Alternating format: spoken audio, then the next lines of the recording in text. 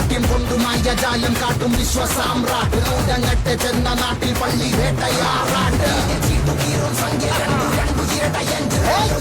മുഴങ്ങുമെൻ പ്രഭാവം